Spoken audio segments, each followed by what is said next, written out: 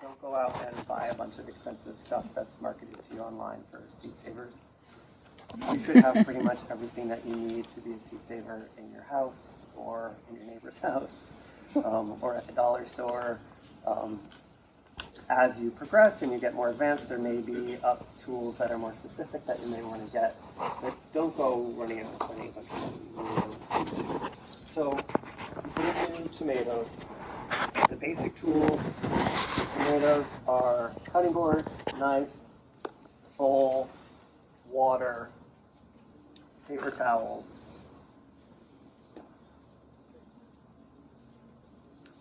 That's it. Everyone has their own way of doing this. I'm going to pick a softer tomato. So when the tomatoes are getting soft is when I like to really do the seed saving. If they're still a little bit hard, the seeds could be immature. But they're pretty flexible. I like to cut the tomato this way when I'm seeding it. I find that when I cut it this way, there's all these pockets, and then I'm just like slicing, trying to find all the pockets.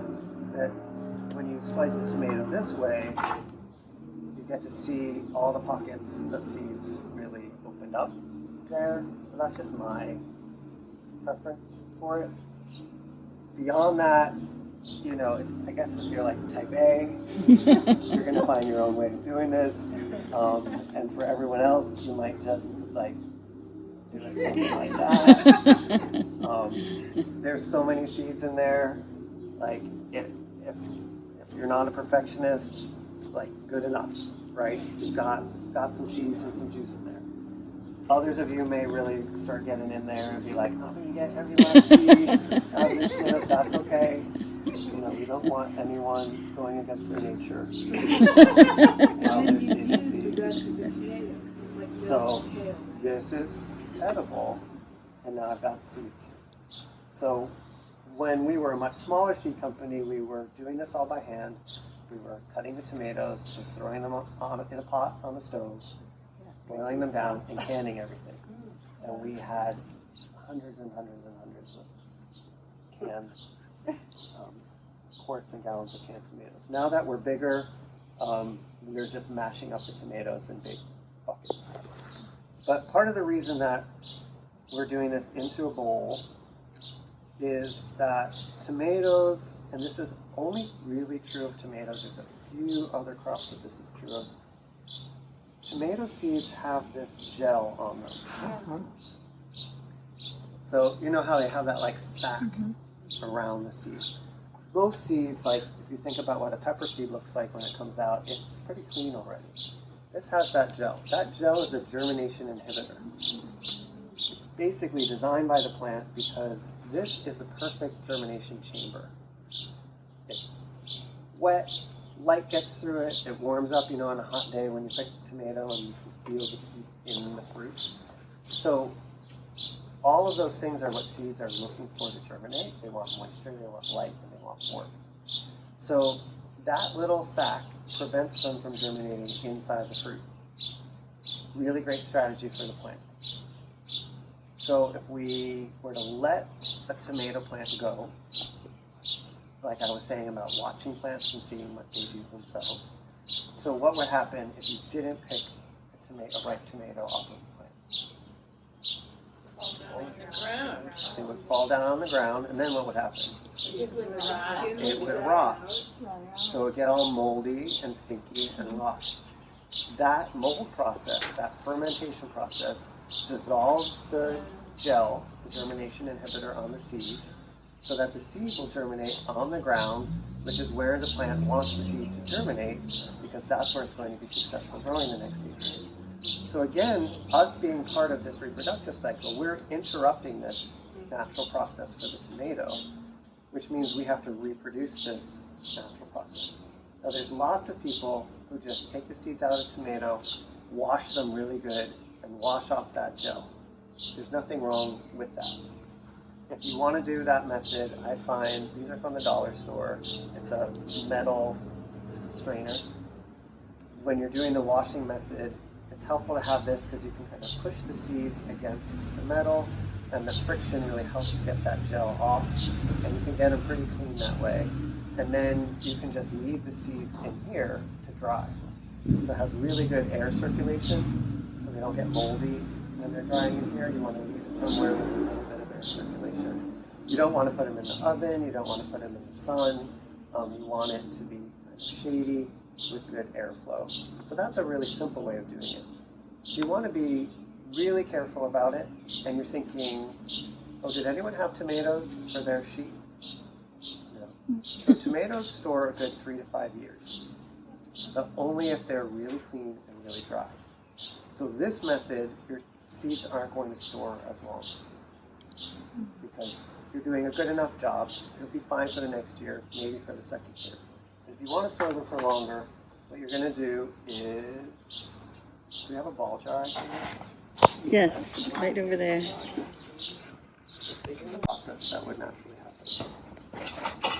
So all that juice and all those seeds, do as many as you want. I would probably do a couple more tomatoes and something this size until it's like up to here with seeds and tomato juice. And then I would take some water and double that. So the same amount of water as what's in here, so that the amount is doubled. Does that make sense? 1 to 1. So 1 to 1. And then I'm going to leave this out, and I'm going to let it get stinky and moldy. So I don't really recommend doing it in your kitchen. It does smell pretty bad. So if you have somewhere that's protected from rain, where you don't mind having something a little bit stinky, Like a garage, leave it open. yep. You leave it Leave the open. top open so that all kinds of good stuff can fall in here and start to get moldy. But I have found that sometimes we get like flies and insects potentially laying eggs in here. You don't want to do that. So a lot of times, if it's going to be out for a while, you can find some kind of screen to put on top, so that airflow is still happening, and it will still get moldy. If you put the lid on, it's just not going to get moldy fast enough. How about cheesecloth? You could try cheesecloth and see what happens. The thing is, the number of days that it takes to form a light layer of mold on top depends on how hot and humid it is out. So if you're doing it during a cool spell, it may take more time, and that you'd want to be more open, because you can keep it in the water so long that the seeds start to dissolve. So you don't want to do that. You want it to be pretty quick. You're hoping that the mold forms in 2 to 3 days, and then you can stir it up and let it mold over one more time. And then, when I go to wash this, and I pour it in here, and I rinse it, the seeds are just going to be beautifully clean. That gel is just going to wash right off. Don't have to do any like rubbing or scrubbing or work very hard at all. It's just going to be very, very clean. And you can look in here at, there's two tomatoes and some peppers in there. They want them to be seeded by mechanization rather than by hand. They needed smooth seeds in order for it to work in the equipment. So there's a machine called a debearder, which I clearly do not believe in debearding. When you're planting the seed, people always tell us how fast our seeds germinate, our tomato seeds in particular, and how vigorous the seedlings are. I feel like Carrie would tell us that every single year. And I think it's because of the hair. Because it is like a capillary. It helps the seed attach to the soil, bring moisture in, almost like a sponge. And so to me it's an important part of the structure of the seed. And so we don't do it. So your seeds are going to look hairy also. Hope you're all okay with that. But it also means that the seeds stick to each other. And so that's another reason that a lot of larger companies use the debearder, is because if your seeds are all clumping together, so what happens is, I've poured this into here, I've rinsed it off, but they're still wet. I can't put them in a jar or an envelope and store them when they're still wet. They're going to mold, and then they're not going to be good seeds. So if you have just a few seeds, you can leave it in here until they're dry. When you have a lot of seeds, then you're taking a larger screen and trying to spread them out in a single layer, maybe put a fan on it, and then you're sort of roughing them up periodically. When they're all sticking together, they can still hold a lot of moisture. And so it can be more difficult sometimes to dry down a large batch of tomato seeds because of those hairs. So we always just go through and just kind of, it's called singulation. When we have to do it larger, we put them in a pillowcase, we put them in the dryer with a tennis ball with no heat, and just let the tennis ball knock into the pillowcase, and that singulates the seeds, then we put them back up on the screen. So there's a lot of different ways to handle that, but if you're doing a lot, you just want to rough them up every day, once a day or twice a day on the screen.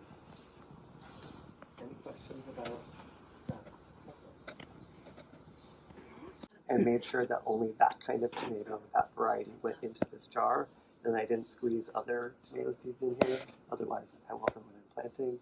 Labeling is important, and you can see what we do here. So this would have a label. I love blue tape. I should invest in the company. There's blue tape all in my life. So I put the blue tape on here with the name. When I pour it into here, I take the blue tape off and I put it on the handle. And then I know that what seed was in here. And then when this is dry, or I have to put these on another screen, I put the blue tape on there. And then the final step is putting it in a jar and an envelope and making sure that that's labeled as well. I've been doing this for 20 years. Every year, there's a couple things where I'm like, I'll remember what's in there.